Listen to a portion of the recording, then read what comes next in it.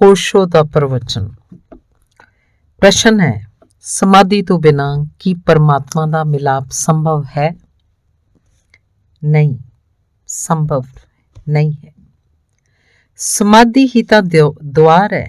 जिवें कोई आखे कि की बिना द्वार दे इस मकान दे अंदर आना संभव है, तो असीं की कहांगे? असीं कहांगे नहीं संभव। ते जेकर वो कितों कंध तोड़ के भी आ जाए तो असीं कहांगे वो द्वार हो गया। द्वार की है? कंध तोड़ के अंदर वड़न लई राह बना लेना भी द्वार ही है। तुसीं किवें भी आओगे द्वार विचों ही। समझदार होगे तो सीधे लंघ आओगे, ना समझ होगे कितों कंध भन्नोगे। समाधि दे बिना कोई राह नहीं है।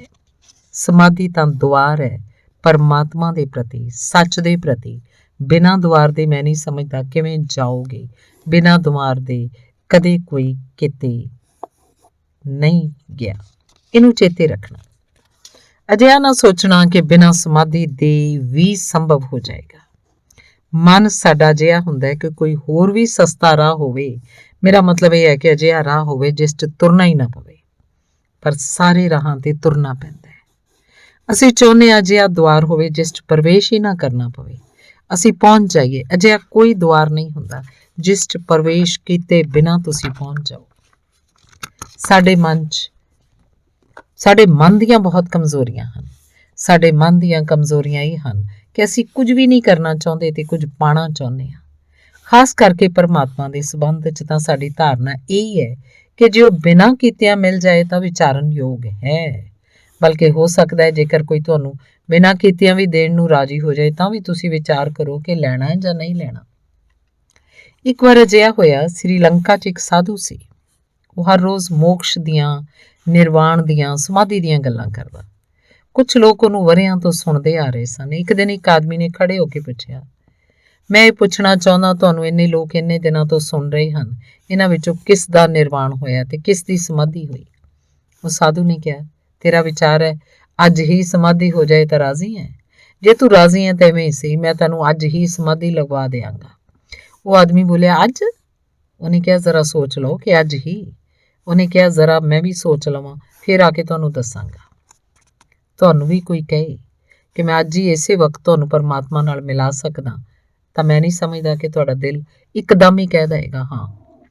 ਤੁਹਾਡਾ ਦਿਲ ਬਹੁਤ ਸੋਚ ਵਿਚਾਰ ਕਰਨ ਲੱਗੇਗਾ। ਮੈਂ ਤੁਹਾਨੂੰ ਸੱਚ ਕਹਿ ਰਿਹਾ, ਤੁਹਾਡਾ ਦਿਲ ਬਹੁਤ ਸੋਚ ਵਿਚਾਰ ਕਰਨ ਲੱਗੇਗਾ ਕਿ ਮਿਲਣਾ ਹੈ ਜਾਂ ਨਹੀਂ ਮਿਲਣਾ। ਮੁਫਤ ਵਿੱਚ ਹੀ ਪਰਮਾਤਮਾ ਮਿਲੇ ਤਦ ਵੀ ਅਸੀਂ ਵਿਚਾਰ ਕਰਾਂਗੇ, ਪਰ ਕੀਮਤ ਦੇ ਕੇ ਲੈਣ 'ਚ ਵਿਚਾਰ ਕਰਨਾ ਤਾਂ ਬਹੁਤ ਸੁਭਾਵਕ ਹੈ। ਮਨ ਇਹੀ ਹੁੰਦਾ ਹੈ ਕਿ ਮੁਫਤ 'ਚ ਮਿਲ ਜਾਏ। ਅਸੀਂ ਮੁਫਤ 'ਚ ਉਸ ਚੀਜ਼ ਨੂੰ ਪਾਣਾ ਚਾਹੁੰਦੇ ਹਾਂ ਜਿਹਦਾ ਸਾਡੇ ਮਨ 'ਚ ਕੋਈ ਮੁੱਲ ਨਹੀਂ ਹੈ, ਯਾਨੀ ਅਸੀਂ ਉਹਨੂੰ ਨਿਰਮੁੱਲ ਪਾਣਾ ਚਾਹੁੰਦੇ ਹਾਂ ਜਿਹਦਾ ਸਾਡੇ ਮਨ 'ਚ ਕੋਈ ਮੁੱਲ ਨਹੀਂ ਹੈ। ਮੁੱਲ ਨਾਲ ਅਸੀਂ ਉਹਨੂੰ ਪਾਉਣਾ ਚਾਹੁੰਦੇ ਹਾਂ ਜਿਹਦਾ ਸਾਡੇ ਮਨ 'ਚ ਮੁੱਲ ਹੈ। ਜੇਕਰ ਪਰਮਾਤਮਾ ਦੇ ਪ੍ਰਤੀ ਥੋੜ੍ਹਾ ਵੀ ਖਿਆਲ ਪੈਦਾ ਹੋਏਗਾ ਤਾਂ ਤੁਸੀਂ ਪਾਓਗੇ ਕਿ ਤੁਸੀਂ ਆਪਣਾ ਸਭ ਕੁਝ ਦੇਣ ਨੂੰ ਰਾਜ਼ੀ ਹੋ। ਆਪਣਾ ਸਭ ਕੁਝ ਦੇਣ ਨੂੰ ਰਾਜ਼ੀ ਹੋ ਤੇ ਸਭ ਦੇ ਕੇ ਵੀ ਜੇਕਰ ਉਹਦੀ ਇੱਕ ਝਲਕ ਮਿਲਦੀ ਹੈ ਤਾਂ ਲੈਣ ਨੂੰ ਰਾਜ਼ੀ ਹੋ ਜਾਓਗੇ। ਇਹ ਜੋ ਪੁੱਛਿਆ ਕਿ ਸਮਾਧੀ ਤੋਂ ਬਿਨਾਂ ਹੋ ਸਕਦਾ ਹੈ, ਨਹੀਂ ਹੋ ਸਕਦਾ। ਮਿਹਨਤ ਦੇ ਬਿਨਾਂ ਨਹੀਂ ਹੋ ਸਕਦਾ, ਯਤਨ ਦੇ ਬਿਨਾਂ ਨਹੀਂ ਹੋ ਸਕਦਾ, ਤੁਹਾਡੇ ਪੂਰੇ ਸੰਕਲਪ ਤੇ ਸਾਧਨਾ ਦੇ ਬਿਨਾਂ ਨਹੀਂ ਹੋ ਸਕਦਾ। ਪਰ ਇਸ ਤਰ੍ਹਾਂ ਦੇ ਜੋ ਕਮਜ਼ੋਰ ਲੋਕ ਹਨ, ਉਹ ਕਮਜ਼ੋਰ ਲੋਕ ਕੁਝ ਸਮਝਦਾਰ ਲੋਕਾਂ ਨੂੰ ਸ਼ੋਸ਼ਣ ਦਾ ਮੌਕਾ ਦਿੰਦੇ ਹਨ। ਸਾਰੀ ਦੁਨੀਆ 'ਚ ਇੱਕ ਤਰ੍ਹਾਂ ਦਾ ਰਿਲੀਜੀਅਸ ਐਕਸਪਲੋਇਟੇਸ਼ਨ ਚੱਲਦਾ ਹੈ, ਇੱਕ ਤਰ੍ਹਾਂ ਦੀ ਧਾਰਮਿਕ ਲੁੱਟ ਖਸੁੱਟ ਚੱਲਦੀ ਹੈ, ਕਿਉਂਕਿ ਤੁਸੀਂ ਬਿਨਾਂ ਕੁਝ ਕੀਤਿਆਂ ਪਾਉਣਾ ਚਾਹੁੰਦੇ ਹੋ। ਇਸ ਲਈ ਅਜਿਹੇ ਲੋਕ ਖੜੇ ਹੋ ਜਾਂਦੇ ਹਨ ਜਿਹੜੇ ਕਹਿੰਦੇ ਹਨ, ਸਾਡੀ ਕਿਰਪਾ ਨਾਲ ਮਿਲ ਜਾਏਗਾ, ਸਾਨੂੰ ਪੂਜੋ, ਸਾਡੇ ਪੈਰੀ ਪਓ, ਸਾਡਾ ਨਾਮ ਜਪੋ, ਸਾਡੇ ਉੱਤੇ ਸ਼ਰਧਾ ਰੱਖੋ, ਮਿਲ ਜਾਏਗਾ। ਤੇ ਜਿਹੜੇ ਕਮਜ਼ੋਰ ਲੋਕ ਹਨ ਉਹ ਇਸ ਵਜ੍ਹਾ ਨਾਲ ਉਹਨਾਂ ਦੀ ਸ਼ਰਧਾ ਕਰਦੇ ਹਨ, ਉਹਨਾਂ ਦੇ ਪੈਰ ਛੂੰਹਦੇ ਹਨ ਤੇ ਆਪਣਾ ਜੀਵਨ ਗਵਾਉਂਦੇ ਹਨ। ਕੁਝ ਵੀ ਨਹੀਂ ਮਿਲੇਗਾ। ਇਹ ਸਿਰਫ ਇੱਕ ਸ਼ੋਸ਼ਣ ਹੈ, ਇਹ ਸਿਰਫ ਇੱਕ ਲੁੱਟ ਹੈ। ਕੋਈ ਗੁਰੂ ਪਰਮਾਤਮਾ ਨਹੀਂ ਦੇ ਸਕਦਾ।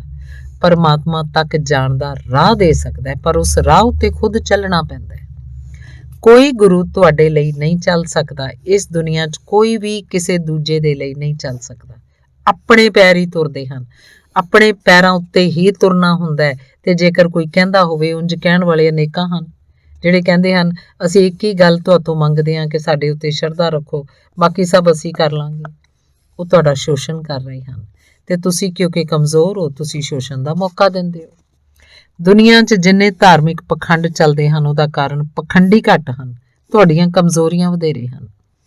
ਜੇ ਤੁਸੀਂ ਕਮਜ਼ੋਰ ਨਾ ਹੋ ਤਾਂ ਦੁਨੀਆ 'ਚ ਕੋਈ ਧਾਰਮਿਕ ਪਖੰਡ ਖੜਾ ਨਹੀਂ ਹੋਏਗਾ, ਕਿਉਂਕਿ ਜੇਕਰ ਕੋਈ ਆਦਮੀ ਥੋੜਾ ਵੀ ਪੁਰਸ਼ਾਰਥਵਾਨ ਹੈ, ਜੇਕਰ ਥੋੜਾ ਵੀ ਉਹਨੂੰ ਆਪਣੇ ਜੀਵਨ ਦਾ ਗੌਰਵ ਤੇ ਵਡਿਆਈ ਹੈ, ਕੋਈ ਉਹਨੂੰ ਆਖੇ ਕਿ ਮੈਂ ਆਪਣੀ ਕਿਰਪਾ ਨਾਲ ਤੈਨੂੰ ਪਰਮਾਤਮਾ ਦਵਾ ਦਿੰਨਾ, ਤਾਂ ਉਹ ਕਹੇਗਾ ਮਾਫ ਕਰਨਾ, ਇਹ ਤੋਂ ਵੱਡਾ ਮੇਰਾ ਹੋਰ ਕੀ ਅਪਮਾਨ ਹੋ ਸਕਦਾ ਹੈ ਕਿ ਮੈਂ ਪਰਮਾਤਮਾ ਤੁਹਾਡੀ ਕਿਰਪਾ ਨਾਲ ਪਾਵਾਂ।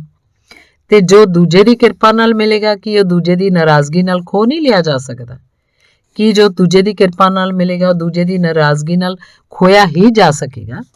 ਜੋ ਕਿਰਪਾ ਨਾਲ ਮਿਲਦਾ ਹੈ ਉਹ ਕਿਰਪਾ ਦੇ ਹਟਣ ਤੇ ਖੁੱਸ ਸਕਦਾ ਹੈ। ਜੋ ਪਰਮਾਤਮਾ ਮਿਲੇ ਤੇ ਖੋ ਲਿਆ ਜਾਏ, ਜਿਹਨੂੰ ਕੋਈ ਦੂਜਾ ਦੇ ਸਕੇ, ਉਹ ਸਿਰਫ ਧੋਖਾ ਹੋਏਗਾ। ਦੁਨੀਆ ਵਿੱਚ ਕੋਈ ਕਿਸੇ ਦੂਜੇ ਨੂੰ ਸੱਚ ਤੇ ਪਰਮਾਤਮਾ ਨਹੀਂ ਦੇ ਸਕਦਾ। ਆਪਣੀ ਹੀ ਮਿਹਨਤ ਨਾਲ, ਆਪਣੀ ਹੀ ਸਾਧਨਾ ਨਾਲ ਉਹਨੂੰ ਪਾਣਾ ਹੁੰਦਾ ਹੈ। ਇਸ ਲਈ ਛਿਨ ਭਰ ਨੂੰ ਵੀ, ਰੱਤੀ ਪਰ ਵੀ ਆਪਣੇ ਮਨ 'ਚ ਕਦੇ ਇਹ ਖਿਆਲ ਨਾ ਆਉਣ ਦੇਣਾ, ਇਹ ਕਮਜ਼ੋਰੀ ਘਾਤਕ ਸਾਬਤ ਹੁੰਦੀ ਹੈ। ਇਸ ਕਮਜ਼ੋਰੀ ਦੀ ਵਜ੍ਹਾ ਨਾਲ ਤੁਸੀਂ ਤਾਂ ਟੁੱਟਦੇ ਹੀ ਹੋ। ਤੁਸੀਂ ਪਖੰਡ ਨੂੰ, ਧੋਖਿਆਂ ਨੂੰ, ਝੂਠੇ ਗੁਰੂ ਡੰਮਾਂ ਨੂੰ ਫੈਲਣ ਦਾ ਮੌਕਾ ਦਿੰਦੇ ਹੋ। ਉਹ ਕੂੜ ਹਨ, ਉਹਨਾਂ ਦਾ ਕੋਈ ਮੁੱਲ ਨਹੀਂ ਹੈ। ਉਹ ਘਾਤਕ ਹਨ, ਜ਼ਹਿਰੀਲੇ ਹਨ। ਇੱਕ ਹੋਰ ਸਵਾਲ ਹੈ ਕਿ ਹੰਕਾਰ ਦੀ ਸ਼ਕਤੀ ਨੂੰ ਕਿਸ ਵਿੱਚ ਤਬਦੀਲ ਕੀਤਾ ਜਾਏ। ਮੈਂ ਪਿੱਛੇ ਤੁਹਾਨੂੰ ਦੱਸਿਆ, ਜੇ ਕ੍ਰੋਧ ਦੀ ਸ਼ਕਤੀ ਪੈਦਾ ਹੋਏ ਤਾਂ ਉਹਨੂੰ ਅਸੀਂ ਸਿਰਜਣਾਤਮਕ ਰੂਪ ਨਾਲ ਤਬਦੀਲ ਕਰ ਸਕਦੇ ਹਾਂ। ਮੈਂ ਤੁਹਾਨੂੰ ਇਹ ਵੀ ਦੱਸਿਆ, ਜੇਕਰ ਸੈਕਸ ਦੀ ਸ਼ਕਤੀ ਹੈ ਤਾਂ ਉਹ ਵੀ ਤਬਦੀਲ ਕੀਤੀ ਜਾ ਸਕਦੀ ਹੈ। ਹੰਕਾਰ ਉਸ ਅਰਥ ਵਿੱਚ ਸ਼ਕਤੀ ਨਹੀਂ ਹੈ ਜਿਸ ਅਰਥ ਵਿੱਚ ਕ੍ਰੋਧ, ਸੈਕਸ, ਲੋਭ ਆਦਿ ਸ਼ਕਤੀਆਂ ਹਨ। ਹੰਕਾਰ ਉਸ ਅਰਥ ਵਿੱਚ ਸ਼ਕਤੀ ਕਦੀ ਵੀ ਨਹੀਂ। ਕ੍ਰੋਧ ਕਦੇ ਪੈਦਾ ਹੁੰਦਾ ਹੈ, ਸੈਕਸ ਦਾ ਭਾਵ ਵੀ ਕਦੇ ਮਜ਼ਬੂਤ ਹੁੰਦਾ ਹੈ, ਲੋਭ ਵੀ ਕਦੇ ਚੇਤਨਾ ਨੂੰ ਫੜਦਾ ਹੈ। ਹੰਕਾਰ ਕਦੇ ਨਹੀਂ ਹੁੰਦਾ। ਜਦ ਤੱਕ ਸਮਾਧੀ ਪੈਦਾ ਨਾ ਹੋਵੇ ਹਮੇਸ਼ਾ ਤੁਹਾਡੇ ਨਾਲ ਹੀ ਹੁੰਦਾ ਹੈ। ਉਹ ਸ਼ਕਤੀ ਨਹੀਂ ਹੈ, ਉਹ ਤੁਹਾਡੀ ਹਾਲਤ ਹੈ। ਯਾਨੀ ਸਮਝੋ ਇਸ ਫਰਕ ਨੂੰ। ਹੰਕਾਰ ਸ਼ਕਤੀ ਨਹੀਂ ਹੈ, ਉਹ ਤੁਹਾਡੀ ਹਾਲਤ ਹੈ। ਉਹ ਕਦੇ ਪੈਦਾ ਨਹੀਂ ਹੁੰਦਾ, ਉਹ ਤੁਹਾਡੇ ਨਾਲ ਹੀ ਹੈ।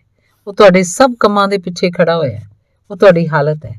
ਉਹਦੇ ਕਾਰਨ ਬਹੁਤ ਸਾਰੀਆਂ ਚੀਜ਼ਾਂ ਪੈਦਾ ਹੁੰਦੀਆਂ ਹਨ, ਪਰ ਉਹ ਪੈਦਾ ਨਹੀਂ ਹੁੰਦਾ। ਹੰਕਾਰ ਦੇ ਕਾਰਨ ਕ੍ਰੋਧ ਪੈਦਾ ਹੋ ਸਕਦਾ ਹੈ। ਜੇ ਤੁਸੀਂ ਹੰਕਾਰੀ ਹੋ ਤੁਸੀਂ ਵਧੇਰੇ ਕ੍ਰੋਧੀ ਹੋਗੇ। ਜੇ ਤੁਸੀਂ ਹੰਕਾਰੀ ਹੋ ਤੁਸੀਂ ਵਧੇਰੇ ਯਸ਼ ਲੋਭੀ ਹੋਗੇ, ਲਾਲਚੀ ਹੋਗੇ, ਅਹੁਦੇ ਦੇ ਭੁੱਖੇ ਹੋਗੇ। ਜੇ ਤੁਸੀਂ ਹੰਕਾਰੀ ਹੋ ਤੇ ਇਹ ਸਾਰੀਆਂ ਗੱਲਾਂ ਤੁਹਾਡੇ 'ਚ ਪੈਦਾ ਹੋਣਗੀਆਂ। ਹੰਕਾਰ ਦੇ ਕਾਰਨ ਇਹ ਸ਼ਕਤੀਆਂ ਪੈਦਾ ਹੋਣਗੀਆਂ ਤੁਹਾਡੇ ਅੰਦਰ, ਪਰ ਹੰਕਾਰ ਤੁਹਾਡੇ ਚਿੱਤ ਦੀ ਇੱਕ ਹਾਲਤ ਹੈ। ਜਦ ਤੱਕ ਅਗਿਆਨ ਹੈ ਤਦ ਤੱਕ ਹੰਕਾਰ ਹੁੰਦਾ ਹੈ। ਜਦ ਗਿਆਨ ਆਉਂਦਾ ਹੈ ਤਦ ਹੰਕਾਰ ਲੋਪ ਹੋ ਜਾਂਦਾ ਹੈ। ਉਹਦੀ ਥਾਂ ਆਤਮਾ ਦਾ ਦਰਸ਼ਨ ਹੁੰਦਾ ਹੈ। ਹੰਕਾਰ ਆਤਮਾ ਨੂੰ ਕੱਜੀ ਬੈਠਾ ਇੱਕ ਪਰਦਾ ਹੈ। ਹੰਕਾਰ ਇੱਕ ਪਰਦਾ ਜਿਹਨੇ ਆਤਮਾ ਨੂੰ ਘੇਰਿਆ ਹੋਇਆ ਹੈ। ਉਹ ਸ਼ਕਤੀ ਨਹੀਂ ਹੈ, ਅਗਿਆਨ ਹੈ। ਉਹਦੇ ਰਾਹੀਂ ਬਹੁਤ ਸਾਰੀਆਂ ਸ਼ਕਤੀਆਂ ਪੈਦਾ ਹੁੰਦੀਆਂ ਹਨ।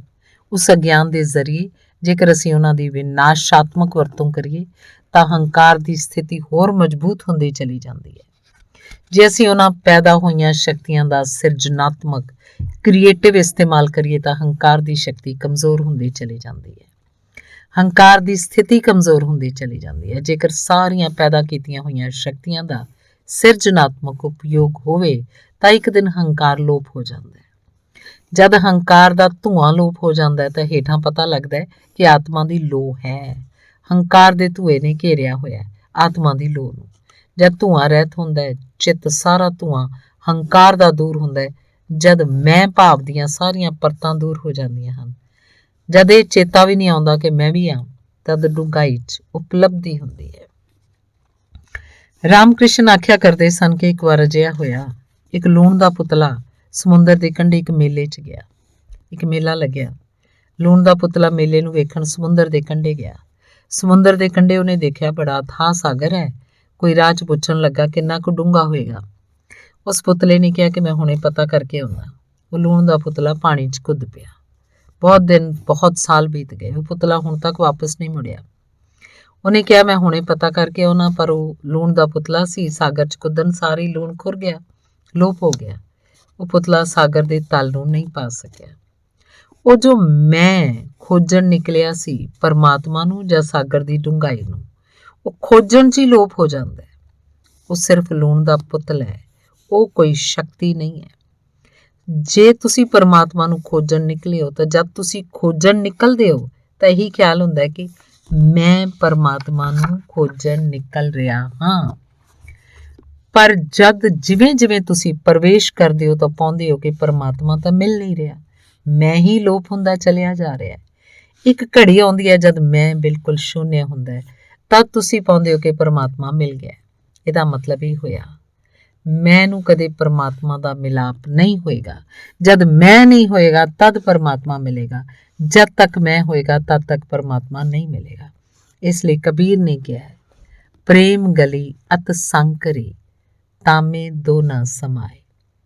ਪ੍ਰੇਮ ਦੀ ਗਲੀ ਬਹੁਤ ਭੀੜੀ ਹੈ, ਉਸ 'ਚ ਦੋ ਨਹੀਂ ਬਣ ਸਕਦੇ। ਜਾਂ ਤਾਂ ਤੁਸੀਂ ਬਣ ਸਕਦੇ ਹੋ ਜਾਂ ਪਰਮਾਤਮਾ ਬਣ ਸਕਦਾ ਹੈ। ਜਦ ਤੱਕ ਤੁਸੀਂ ਹੋ ਤਦ ਤੱਕ ਪਰਮਾਤਮਾ ਨਹੀਂ ਬਣ ਸਕਦਾ। ਜਿੱਥੇ ਤੁਸੀਂ ਲੋਪ ਹੋ ਗਏ ਤਦ ਪਰਮਾਤਮਾ ਹੈ। ਇਹ ਜੋ ਸਾਡਾ ਹੰਕਾਰ ਹੈ, ਇਹ ਸਿਰਫ ਸਾਡਾ ਅਗਿਆਨ ਹੈ। ਇਸ ਅਗਿਆਨ ਦੇ ਕਾਰਨ ਸਾਡੇ ਜੀਵਨ 'ਚ ਬਹੁਤ ਸਾਰੀਆਂ ਸ਼ਕਤੀਆਂ ਦੀ ਕੁਵਰਤੋਂ ਹੁੰਦੀ ਹੈ। ਜੇ ਅਸੀਂ ਉਹਨਾਂ ਦੀ ਸਦਵਰਤੋਂ ਕਰੀਏ ਤਾਂ ਹੰਕਾਰ ਨੂੰ ਪੋਸ਼ਣ ਨਹੀਂ ਮਿਲੇਗਾ। ਹੰਕਾਰ ਹੌਲੀ ਹੌਲੀ ਕਮਜ਼ੋਰ ਹੋ ਜਾਏਗਾ। ਇਹਨੂੰ ਮੈਂ ਜੀਵਨ ਸ਼ੁੱਧੀ ਦੇ ਲਈ 3 ਪ੍ਰਯੋਗ ਕਿਹਾ ਹੈ। ਜੇਕਰ ਉਹ 3 ਪ੍ਰਯੋਗ ਚੱਲਣ, ਸਰੀਰ ਸ਼ੁੱਧੀ ਦਾ, ਵਿਚਾਰ ਸ਼ੁੱਧੀ ਦਾ ਤੇ ਭਾਵ ਸ਼ੁੱਧੀ ਦਾ, ਤਾਂ ਇਹਨਾਂ 3 ਪ੍ਰਯੋਗਾਂ ਨੂੰ ਕਰਦੇ ਕਰਦੇ ਪਤਾ ਲੱਗੇਗਾ ਕਿ ਹੰਕਾਰ ਲੋਪ ਹੋ ਗਿਆ। ਕ੍ਰੋਧ ਲੋਪ ਨਹੀਂ ਹੋਏਗਾ। ਇਹਨਾਂ ਅਰਥਾਂ 'ਚ ਹੰਕਾਰ ਲੋਪ ਹੋ ਜਾਏਗਾ। ਕ੍ਰੋਧ ਦੀ ਸ਼ਕਤੀ ਨਵੇਂ ਰੂਪਾਂ 'ਚ ਮੌਜੂਦ ਰਹੇਗੀ। ਹੰਕਾਰ ਦੀ ਕੋਈ ਸ਼ਕਤੀ ਮੌਜੂਦ ਨਹੀਂ ਰਹਿ ਜਾਏਗੀ। ਜਦ ਹੰਕਾਰ ਲੋਪ ਹੋਏਗਾ ਤਾਂ ਕੁਝ ਪਿੱਛੇ ਸੀ, ਜਿਹਨੂੰ ਆਖੀਏ ਪਿੱਛੇ ਕੁਝ ਬਚਿਆ ਹੋਇਆ ਕੁਝ ਵੀ ਨਹੀਂ ਰਹੇਗਾ। ਕ੍ਰੋਧ ਜਾਂ ਸੈਕਸ ਲੋਪ ਨਹੀਂ ਹੁੰਦੇ। ਇਹਨਾਂ ਅਰਥਾਂ 'ਚ ਟਰਾਂਸਫਾਰਮ ਹੁੰਦੇ ਹਨ। ਦੂਜੀ ਸ਼ਕਲ 'ਚੋਂ ਮੌਜੂਦ ਰਹਿਣਗੇ। ਕ੍ਰੋਧ ਦੀ ਸ਼ਕਤੀ ਕਾਇਮ ਰਹੇਗੀ। ਹੋ ਸਕਦਾ ਕਰੁਣਾ ਬਣ ਜਾਏ, ਪਰ ਸ਼ਕਤੀ ਉਹੀ ਰਹੇਗੀ। ਇਸ ਜਗਤ ਜਿਹੜੇ ਬਹੁਤ ਕ੍ਰੋਧੀ ਹਨ, ਜੇਕਰ ਉਹਨਾਂ ਦੀ ਸ਼ਕਤੀ ਤਬਦੀਲ ਹੋਏ ਤਾਂ ਉਨੀ ਕਰੁਣਾ ਨਾਲ ਭਰ ਸਕਦੇ ਹਨ, ਕਿਉਂਕਿ ਸ਼ਕਤੀ ਨਵਾਂ ਰੂਪ ਲਏਗੀ। ਸ਼ਕਤੀ ਨਸ਼ਟ ਨਹੀਂ ਹੁੰਦੀ, ਨਵੇਂ ਰੂਪ ਲੈ ਲੈਂਦੀ ਹੈ। ਜਿਵੇਂ ਮੈਂ ਆਖਿਆ ਕਿ ਜਿਹੜੇ ਬਹੁਤੇ ਕਾਮੁਕ ਹਨ, ਬਹੁਤੇ ਸੈਕਸੁਅਲ ਹਨ, ਉਹੀ ਲੋਕ ਬ੍ਰਹਮਚਰਜ ਨੂੰ ਉਪਲਬਧ ਹੋ ਜਾਂਦੇ ਹਨ, ਕਿਉਂਕਿ ਉਹ ਜੋ ਸੈਕਸ ਦੀ ਉਹਨਾਂ ਦੀ ਸ਼ਕਤੀ ਹੈ ਉਹੀ ਤਬਦੀਲ ਹੋ ਕੇ ਉਹਨਾਂ ਲਈ ਬ੍ਰਹਮਚਰਜ ਬਣ ਜਾਂਦੀ ਹੈ। ਪਰ ਹੰਕਾਰ ਜਦ ਲੋਪ ਹੁੰਦਾ ਹੈ ਤਾਂ ਕਿਸੇ 'ਚ ਤਬਦੀਲ ਨਹੀਂ ਹੁੰਦਾ, ਕਿਉਂਕਿ ਉਹ ਸਿਰਫ ਅਗਿਆਨ ਸੀ। ਉਹਦੇ ਬਦਲਾਅ ਦਾ ਕੋਈ ਸਵਾਲ ਨਹੀਂ, ਉਹ ਸਿਰਫ ਭਰਮ ਸੀ।